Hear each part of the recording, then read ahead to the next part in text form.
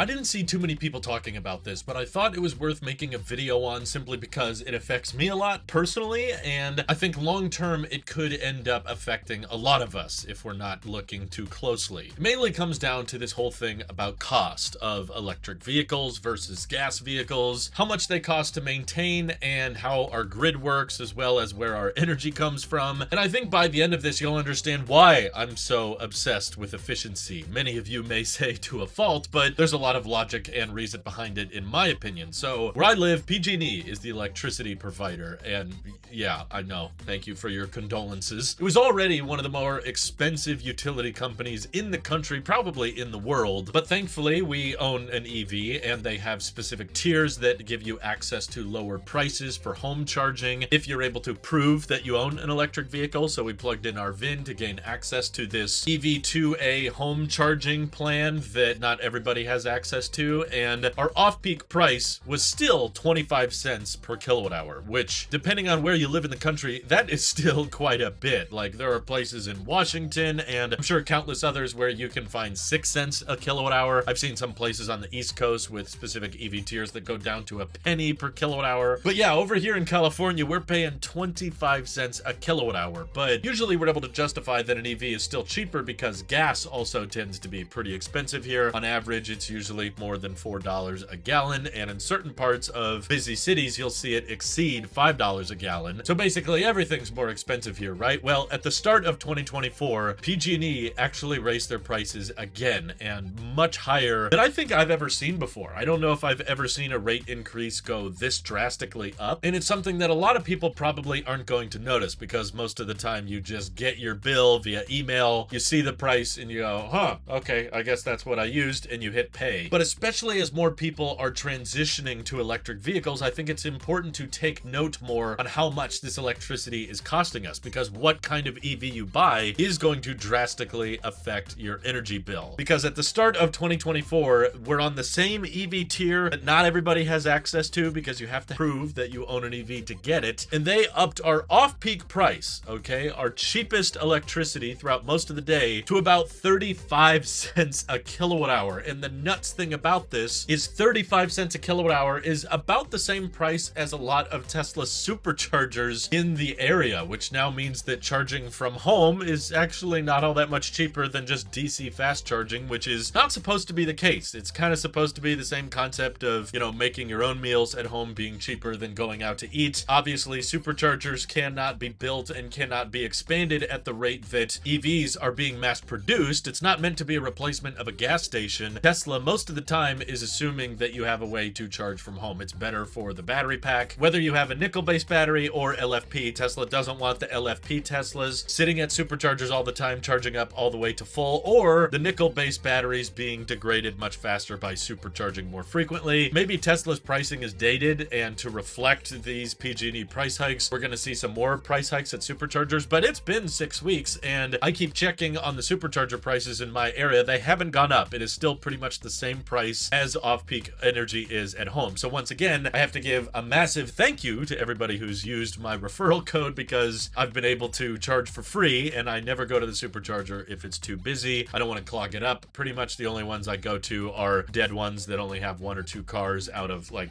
16, 18 stalls. So I'm not saying I never charge from home, but I do try to supercharge when I can, thanks to you guys letting me redeem some free supercharging miles. But I'm willing to acknowledge most people don't have that luxury. Most people are going to be charging from home. That is still the standard. And while it's easy to probably see these numbers and see the peak energy charges exceed 53 cents a kilowatt hour, that's nuts. I remember for the first time seeing superchargers start charging more than 50 cents a kilowatt hour, which is basically the price point where electric vehicles cost the same as gas vehicles. And we're already seeing times of the day where that actually ends up being the case. I think it may be a pretty big detriment to the EV transition if people start figuring out that maybe if I switch to an electric car, it's not actually going to save me money compared to a gasoline vehicle. Now, I'm such an EV fan, I don't really care about that kind of thing. Like, I know that I'm never going to break even or save money by driving an EV. I just thought EVs were more fun and more enjoyable overall, but Tesla's already kind of struggling to find buyers for a lot of their most popular products, and I don't think this is going to help much once people start catching on to it. And I'm sure there's a bunch of people who have already commented, well, Drew, just get solar solar and power walls and your problems will be gone. Well, there's already some changes California's making to make that even less financially viable for a ton of people out there. I mean, for one, with the growing cost of real estate, there is continuously a wider margin between average household income and the average price of a typical house. So there's a lot of people renting, is my point, and usually renters aren't going to be able to choose if they can get solar on the house or not. Usually don't have the disposable income for that anyway, and there's a bunch of people that live in apartment buildings. Of course, there's so many people in that building, even if the entire roof and the sides of the building were covered in solar cells, still probably wouldn't be enough to power all of the electricity going on inside the building. And California quickly started realizing that this whole solar project is not just going to be viable for everybody to try to erase their power bill, because we still have this huge grid, all of this infrastructure to maintain, which is basically why PG&E is claiming their prices are going up. You can claim that they're lying if you want, but the truth is it's still a monopoly. It's not like there's some other utility company we can just switch to. And there is added infrastructure costs going in, especially due to all the wildfires. There's a lot more high voltage wiring going underneath the ground. That's not cheap, that's not quick, and requires a bunch of trained technicians to be hired and reimbursed for their time, and hopefully that results in there being less wildfires. We'll see. But everybody putting solar panels on their house doesn't necessarily get rid of the fact that a grid needs to be maintained. There's a huge infrastructure just built around transporting energy where it needs to go, and the transformers and the equipment around our houses are not beefed up enough for us to transfer any of our excess solar energy we produce back into the grid to go exactly where it needs to go. And because of that, California has changed a lot of the billing around solar panel systems, which means that all of the energy you produce that you don't use, that you pump back into the grid, is now being bought back at a fraction of the price that it used to be. So if you already had solar on your house, congratulations, like you got in on an earlier rate, which is good. But solar is a lot harder of a sale now because they're only buying back the energy usually at about a nickel per kilowatt hour, while they're charging you 35 cents a kilowatt hour. So Tesla's own website even discloses this, saying that pretty much everybody who considers buying solar right now should get a power wall, because if you don't get a power wall, the cost advantages basically don't pay for themselves, because even with a huge super efficient solar panel package on your house, you can really only lower your electric bill by around 57%, because the utility is taking your excess energy for super cheap and still charging you at nighttime or when you need more power than what your solar panels can offer, way more than what they're buying the energy from. And Tesla knows that if you only save about 50% of your electric bill, then the entire expense of getting solar panels just doesn't really make that much sense, because solar panels don't last forever anyway. So they're telling everyone now, well, you gotta buy power walls so that you can use your excess solar energy at nighttime, or if you end up having one of those days where you consume more energy than your solar panels are able to crank out. But of course, those added power walls adds to the break-even point. It adds to the overall expense of getting a solar panel package, and if people don't have the disposable cash for it, it's just not going to make sense for them, and that adds to the overall upfront investment required to justify an electric vehicle, right? We keep saying how more people want to switch to EVs, but they just don't have the cash lying around to front all of this extra money, and a lot of people have to finance the cars, but then the interest rates are too high. And California is a pretty big market, mind you. Remember, the population of California is larger than that of Australia, it's larger than that of Canada, it's larger than a ton of countries throughout Europe, so this is not a small market. And these electricity prices, while they're affecting us a lot right now, it's very likely going to affect your state within the next couple of years as well. There's still added infrastructure costs, and there's still inflation and less people pursuing careers that are able to service and work on grid infrastructure, which means having to pay more for the few people that do pursue these fields. They got to make the jobs more attractive, right? So California often does a lot of crazy things that the rest of the country makes fun of, but then I'm used to seeing it kind of trickle down into other states as well. And California oftentimes ends up being on the cutting edge of like, here's what's to come in your region later on. And my main reason for bringing this up is to tie us back into the subject of efficiency. A lot of people still have this mindset of just like, well, it's electric, therefore it's cheaper than gas. And when they start charging it 35 cents a kilowatt hour, it might not actually be. You're buying inefficient EVs that are consuming 2 miles per kilowatt hour, which are a lot of our favorites, unfortunately, right now. Then that means full charging, like a Rivian R1S, is going to start costing you about $50 to barely go, 300 miles on a charge. And start comparing that to fuel costs, and the savings aren't really that drastic. They're not really that noticeable. So now you have expensive upfront cost because you got this big battery pack and this brand new vehicle, and you might might still have high operating costs. And that is going to probably end up being the case for a lot of these larger, more inefficient EVs that are hitting the market, whether it be the F-150 Lightning, the Rivian R1T or R1S, or the Tesla Cybertruck even, doesn't have the best efficiency. And when electricity costs this much, Tesla's not going to be able to use that probable gas savings calculator argument anymore. And if a lot of people are just hesitant to change because they don't want to have to learn about battery packs and home charging and have to install additional equipment at their house in order to charge their vehicles, they'll probably just keep driving gas if the fuel savings aren't that real. So this is why making sure that even though it's an electric car and even though it has a battery and you can charge it from home, that's not the whole story. It also comes down to how much are these vehicles using per mile. Maybe getting those fancier, bigger tires that look really cool might end up costing you in the long run a bit more than you originally thought. And because of these rising grid costs and this rising infrastructure cost that we can't really get around because a lot of people can't afford to buy an entire solar package and multiple power walls to go along with it, this is why I think there's potentially a huge market for vehicles like the Aptera. Because regardless of what your home charging is, let's say in another 10 years, they're going to start charging me 54 cents a kilowatt hour off peak, and who knows, maybe it's $1 a kilowatt hour on peak hours. The Aptera is still going to be cheaper because efficiency doesn't lie, and vehicles that consume less energy per mile are inherently going to be cheaper to drive around and cheaper to maintain than vehicles that consume more energy per mile. And once you start getting into that 10 miles per kilowatt hour zone, that's when it starts making sense to cover the vehicle with solar cells like Aptera has with 700 watts, and they're hoping that in a sunny climate you could get maybe up to 4 kilowatt hours a day, covering the average daily driving habits of most Americans of about 30 to 40 miles of free driving around. That's going to start to become more and more appealing as gas prices will probably go up too. There's going to be less subsidization as EVs start to become mainstream, and as electricity costs continue to go up, the cost savings of a vehicle that can get 10 miles per kilowatt hour versus a lot of maybe your more outdoorsy, adventure-y, more boxy Chevy Suburban or Cadillac Lyric looking EVs that are consuming 2 to 3 miles per kilowatt hour, yeah, the cost advantages are going to become very noticeable. And I think solar EVs can be practical enough for the everyday person, and the finances are going to start speaking for themselves as these prices go up. So I'm grateful and lucky enough to have some free supercharging miles that can help me alleviate a lot of these electricity increases right now, but I know that Tesla could remove that in the future. It's going to be expensive for them anyway. So if they remove the free supercharging miles, I'm still passionate about finding lower cost of independent transport. Of course, public transportation is great when we can get it, but it's not always an option, especially in more rural communities like mine. So I'm looking forward to vehicles like the Aptera that should unlock the great pleasure that I've experienced through the Tesla referral program of free charging for the masses, because I don't believe that free charging is going to stay around for the long term, especially when we're going to be looking at millions upon millions of more EVs on the road and the rising infrastructure costs. Solar on your house is just not a scalable enough solution to ensure that we don't need power plants or peaker plants or huge high voltage wiring going between cities and towns, and the infrastructure upkeep of all of that is not going to get cheaper. If anything, it's going to get worse, and that's where more efficient vehicles are going to continue to show their advantages. I'm really wishing we could have gone solar before they changed all the rules to make it not that cost effective and basically force everybody to buy their own batteries, but Tesla was not offering solar roofs in my area, and solar panels were not going to be compatible with the weird kind of metal roofing we had, so unfortunately it was just not an option for us. Plus, we don't know how long we're going to be in this house anyway, so we didn't feel too confident about throwing that much solar on a roof that may have not been our own in the long term. I do think that maybe going off-grid could become more cost-effective if we see the price of solar panels drop more drastically, as well as energy storage. I'm hoping Powerwalls can start switching to more lithium iron phosphate chemistries. So far, they haven't really done that yet, and Powerwalls are still pretty pricey. But either way, at the end of the day, what I think might be a lot more practical long-term is to just make super efficient vehicles that don't use that much power and are able to charge themselves because they have their own solar cells, and you can just leave them out in the driveway as long as there's sunshine and they're charging themselves wirelessly from a giant nuclear reactor in the sky. That's what I'm getting excited for, and while the cost advantages of solar EVs may not seem that big of a deal right now, I do think over time with these rising infrastructure costs, it will start to make a lot more sense financially. But what do you guys think of this whole bill? Should we just leave the state, leave the country, move somewhere where they don't have these bills yet? But don't worry, they're coming. The government and the infrastructure is going to have the same problems California's having right now, just within a matter of time. But anyway, thanks to everyone supporting supporting this channel directly, helping us afford these expensive electricity prices. Seriously helps us out a ton, as does just watching these videos. And thanks again. Hope you have an excellent rest of your day.